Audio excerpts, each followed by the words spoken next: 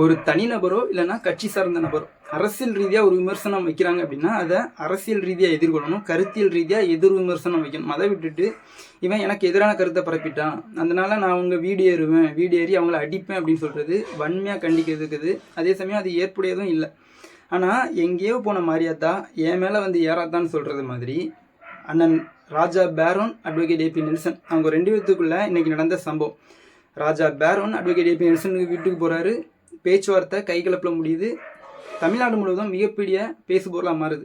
இந்த சம்பவத்தை வச்சு பார்த்தீங்களா, நாம் தமிழர் கட்சியின் ஆதரவாளர் வந்து அட்வொகேட் ஏபி நெல்சன் வீட்டுக்கு போயிட்டாரு.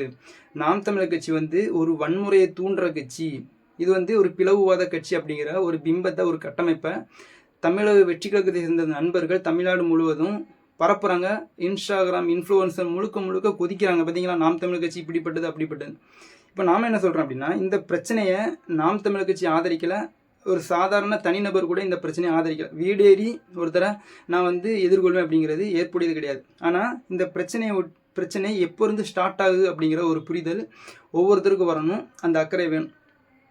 நாம் தமிழர் கட்சி 16 ஆண்டு காலமாக அரசியல் பண்ணிகிட்டு இருக்காங்க. மாற்றம்னு வந்து தமிழக வெற்றி கழகத்தை கடுமையாக விமர்சனம் பண்ணுறாங்க. தமிழக வெற்றி கழகத்தின் தளபதி விஜயையும் அவருடைய ரசிகர்கள் செய்கிற செயல்பாடுகளையும் கடுமையாக எதிர்வினை பண்ணுறாங்க நாம் தமிழர் கட்சி. அப்போ கருத்தியல் ரீதியாக எதிர்கொள்ள தெரியாத தமிழக வெற்றி கழகத்தின் ஆதரவாளர்கள் பார்த்தீங்கன்னா, நாம் தமிழர் கட்சி திமுகவை எதிர்க்கிறதை விட்டுக்கிட்டு தமிழக வெற்றி கழகத்தை எதிர்க்காங்க. திமுக கிட்ட காசு வாங்கிட்டாங்க. சாட்டை துரைமுருகன் 2 லட்ச ரூபா வாங்குறாரு, அண்ணன் சீமான் வந்து 500 கோடி ரூபா வாங்கிட்டார் அப்படிங்கிற விமர்சனத்தை அட்வொகேட் ஏபி நெல்சன் வச்சிருந்தாரு. அதுக்கு நாம் தமிழர் கட்சி சொந்தங்கள் கடுமையான விமர்சனங்களை எதிர் விமர்சனம் வச்சாங்க. ராஜா பேரோன் அவர்களும் வச்சிருந்தார். அப்போ ஆதாரம் எங்கன்னு கேட்கும்போது, இந்த தேர்தல் சமயம் அண்ணன் சீமான் பத்திர தாக்கல் பண்ணும்போது அந்த சொத்து மதிப்பை வச்சு இந்த பத்திரம் வந்து திமுக கிட்டேருந்து வாங்கின காசு மூலமாக வாங்கினது அப்படின்னு ஒரு எதிர் குற்றச்சாட்டை அட்வொகேட் ஏபி நெல்சன் வச்சிருந்தார்.